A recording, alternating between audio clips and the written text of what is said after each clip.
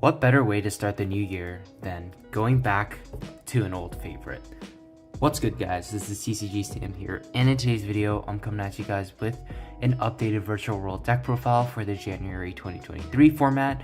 So if you guys enjoy this type of content, be sure to let me know by leaving a like, commenting, and subscribing. But with that being said, let's just hop straight into the deck profile. So starting off with the virtual world engine, of course we were just playing the two copies of Nian Nian as the one that you don't want to use in hand. Nian Nian, I think at 2 is pretty good because we do play cards like Desires or Prosperity. It allows you to recycle those banished face down cards if you need, and it's also just a really great extender, but you don't want to play 3 because it doesn't really help facilitate your plays. You can probably get away with 1, but then it just makes cards like Desires a little bit more risky since you risk banishing your key 1-ofs. For the actual hand names, we are playing 3 copies of Lulu, 3 copies of Tcg, 3 copies of Lily, and 3 copies of Lao. This is very standard in a pure virtual world deck like this one. You absolutely just need to max out on all of these. If you see one and like a thing to target with it, usually you're able to get your plays going, and that's kind of what this deck needs. So being able to have access to that as consistently as possible is really good. So of course we're just maxing out on the 12. Not much to really say there. They're all really good in their own respect. For the rest of the virtual world engine, we are playing 3 copies of Kowloon and 3 copies of Qinglong.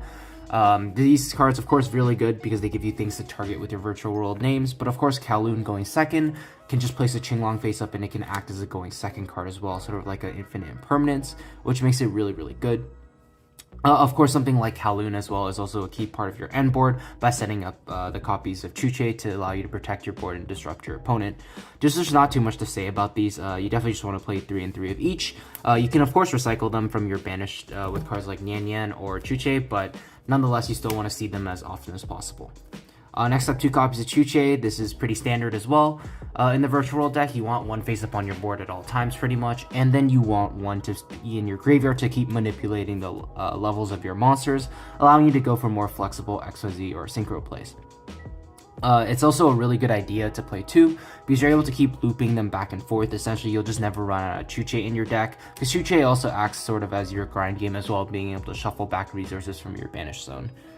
And then finally, for the last trap, 1 copy of Strong Wu. This is not really a great on-field effect, but its effect in the grave can be really good, allowing you to keep extending as well. So you definitely need to play the 1 copy of that. So that's it for the virtual world engine. Moving on to the extenders, we are playing 3 copies of Emergency Teleport. Everything in this deck is a psychic, the level 3s being psychic like Lulu and Nian Nian are really good because this gives you a free name to target without giving up your normal summon, which is really important in this deck because sometimes you will have to normal summon one of the level 3s like Lulu and Gigi just so your bigger virtual worlds have something to target on the board, which isn't exactly ideal. So a card like Emergency Teleport, just getting it onto the board for free is really good, and the fact that you can choose between either summoning a tuner in Lulu or a non-tuner in Nian Nian is also just giving you a lot of flexibility and allowing it so you're able to make those combo plays in your deck. You could play a card like Ghost Ogre and Snow Rabbit as well, even though I personally don't, just as a one-of, just in case you draw Emergency Teleport and don't need it, you can use it as an interruption on your opponent's turn. Moving on to the consistency cards, I'm playing 2 copies of Desires and 2 copies of Foolish Burial Goods. So this deck's biggest weakness, I'd say, is not actually in its power or the boards it puts up, but rather its consistency. A lot of times the deck just loses to itself, more so than you lose to your opponent, which is just really unfortunate. So you do have to play cards like these to make it so you're able to see as many cards as possible in your deck. If you have access to a card like Pot of Prosperity, that is a bit better than Desires, not only because you can choose what you're banishing, but you just see more cards, because hand advantage is like sort of important in this deck, but you much rather see like a key combo card than just have 2 random cards. So if you have Pot of Prosperity, you can cut these 3, play that, and then play an extra hand trap over the second Foolish Burial Goods. But if you're looking for a more budget option, something like what you see in front of you is pretty good for that. So that's it for the consistency cards, and then now moving on to the hand traps and the non-engine, because you do need those to compete in this format and presumably upcoming formats as well. The first hand trap we're playing is the Cyframe Gamma package. This is not only a really powerful going second hand trap, but it also has extra utility in this deck because it gives you a level 6 monster if you use it on your turn, as well as a level 2 tuner that can combine with any level 6 synchro to make Crystal Wing Synchro Dragon, and that's really powerful as well. But also with the prevalence of Kashtira in the upcoming format, people are most likely going to start switching back to hand traps like Ash Blossom and such. So being able to protect your virtual world names in hand with Cypher Gear Gamma is really good. And like I mentioned, just going second is one of the most powerful hand traps as well, removing the body and negating its effect. So not much to really say about that. Like I said, even if you banish Driver face down with Desires, you can still grab it back with Nan Yan to make your future Gammas live. And then moving on to the Bystials. We are playing a Bystial engine, so 3 Magnemite, 2 Druisworm, and 1 Sarnier. The reason you want these is because they're incredibly good against Tiers. At the time of recording, January 2023, Tiers are still the best deck of the format, and this is one of the ways that you're able to beat them with the Bystial monsters. These are incredibly powerful. The crazy thing about the Bystials too is they're level 6, so they pair insanely well with the virtual world levels, which means you just have free level 6 bodies all of the times. It also doesn't matter if you get milled and you mill Magnemite, because your deck personally doesn't lose to Bystials, so you can absolutely max out on the best one in Magnemite, since it doesn't really matter if your opponent's summoning it back with Dark. But yeah, the Bystials are incredibly powerful like against Tier, like I mentioned, but if the format shifts to where Tier isn't as popular, you can certainly swap these out for cards like Ash Blossom, Infinite Impermanence, whatever hand traps are the best for the format. But I like the Bystials because they also offer you an extra level 6 body as well as extension. So after you disrupt your opponent, you still have something on the board. That's it for the main deck. We are playing 40 cards. You do need to keep it as consistent as possible, so that's why we're only playing 40. Moving on to the extra deck, for the level 9s, we're playing 1 copy of Shen Shen, 1 Vermilion.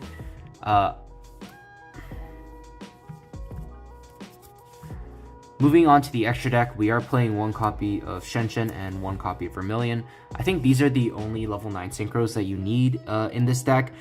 Of course, Shen Shen is one integral part of your end board and grind game. It's a great virtual world card. Vermilion just helps you go second and to destroy cards from your opponent's field. It can also act as a certain combo enabler with certain hands as well, so I think both are really important. I don't think there are any other generic level 9 synchros that you really want to be playing in this deck, and especially because I think personally the XYZ monsters in this deck are a lot more powerful than the synchro monsters, so I do tend to play a lot more of those. So that's it for the 9s. For the 6s, we're playing 1 copy of Yugioh, 1 Coral Dragon, and 1 Stardust Charge Warrior. This is all pretty standard as well in the Virtual World extra deck. Yugioh helps you remove cards on the board and can act as a Virtual World name for you to target with your cards. Coral Dragon and Stardust Charge Warrior help you climb into your higher level synchros or XYZs, and be able to just get free draws along the way, which is really, really powerful. There's not too much to say about those. These are just key cards of the Virtual World strategy. Moving on to the XYZ monsters, we are playing Fan, Wallow, and Utopia Beyond for the levels rank 6s. Fan is pretty self-explanatory. It's incredibly good at removal going second. You can remove cards in capacity cards in the graveyard like the Ishizu monsters or like a Skystriker Ace Ray. You can also remove cards on the field as well. And of course, it's just the Virtual World name, which is really cool. Fan is just really great for that reason. Wallow's a really good new addition to this deck that we didn't have before. It gives you a very good monster to end on that's a little bit better than like something like Beatrice in my opinion, just because against something like Tearlaments, it's essentially is 2 turns of being able to disrupt your one of your opponent's Tearlaments names, which can honestly just be enough to kill them. And then in addition, it also boosts up your monsters as well, making it so your big monsters are already even bigger. The great thing about Wallow also is it has applications going second. You can steal cards like Triple Tactics Talents if you're able to get into this. So really great, really great addition to the rank 6 toolbox. Next up, Utopia Beyond. Utopia Beyond I'm playing for a couple of reasons. One, it helps the deck OTK a bit easier. There's a combo with Stardust Charge Warrior and Utopia Beyond to just kill your opponent. But even if you're not killing them, this makes it so you have access to not only a 4 Material Zeus, which I think is really important, but it also just allows you to just clear your opponent's entire board, even if your monsters are really tiny. So I just wanted to have the option to actually be able to beat over my opponent's board and get a 4 Material Zeus. And like I mentioned, it also has the potential to help you OTK as well, which is really nice. So those are the only 6s I think you need. You can certainly play Beatrice and then just swap it out for like a Utopia Beyond, but I personally like the aggressiveness of Beyond, and I feel like ending on Wallow going first is already pretty decent. We are playing 1 Gaia Dragon, the Thunder Charger. This is just for all your rank 6s because 2 of them detach 2 materials and 1 of them detaches no materials, meaning this just guarantees that you're always able to get a live Zeus which is really important in this deck because Zeus is really good. We are playing one copy of Sacred Tree Beast Hyperiton. This one is not really necessary. I just wanted the option to end on it when a card like Shen isn't good against like every single deck. So I think a card like Hyperiton can be decent. You certainly, like I mentioned, don't have to play it. You can play like another rank 3 or a rank 6 like Beatrice instead if you don't want to play it. But yeah, not much to really say about this. It's a good option you want to have, but you don't really need it in your extra deck. And then finally, one copy of Zeus. This is pretty insane in any XYZ deck. Moving on to the Zolkin package, we are playing one copy of Ultimate Zolkin and one copy of Crystal Wing Synchro Dragon. It's a key part of the Virtual World end board. You're just able to make Zolkin with ease with cards like Coral Dragon, Lao Lao, just manipulating the level of your tuners and non-tuners, and just getting a free negate in Crystal Wing, which is really powerful still.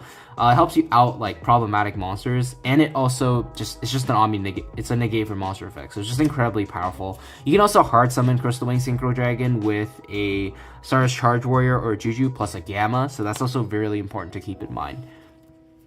And then finally, the last part of my extra deck, it's something that I decided to go back to, that being Muddy Mud Dragon and Invoke Caliga. So essentially the combo is you summon Muddy Mud Dragon, which is a generic level 6, and then you summon Ultimate Zolkin. So after using Zolkin's effect, you're able to summon Crystal Wing, and then you sort of just have a Zolkin on the board that isn't really doing anything. So Muddy Mud Dragon takes care of that problem by fusing itself and the Zolkin into a copy of Invoke Caliga. The reason you're able to do that is because Muddy Mud Dragon can take on Alistair to the Invoker's name, and you're able to meet the conditions for summoning Caliga. And Caliga is just an incredibly oppressive floodgate.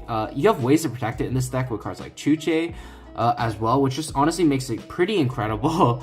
And the fact that like you can turn it off on your turn with a card like Qinglong means this card's just gonna make it so your opponent's just not able to play at all, while you're able to essentially just take control of the game and win from there. The reason why I decided to put it back in is because I felt that this deck's end boards weren't necessarily the most unfair in the format. So having the option to end on something like this when cards like Dark Ruler No More aren't as popular as they were before means that your end board is now just super scary, and your opponent definitely just has to respect it, and it just punishes opponents who don't have hand traps in their deck, like Ishizu Tear Elements. Not to mention, against Ishizu Tear Elements, this card is pretty insane.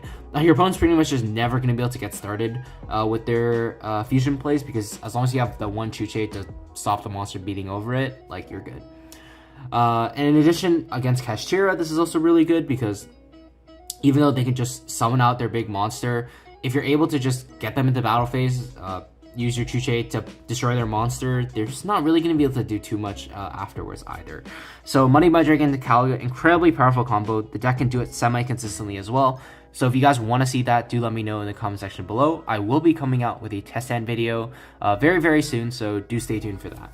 But that's going to do it for the deck profile. Hope you guys enjoyed it. If you did, please remember to leave a like, comment, and subscribe. And with that being said, I will see you guys in the next one. Take care.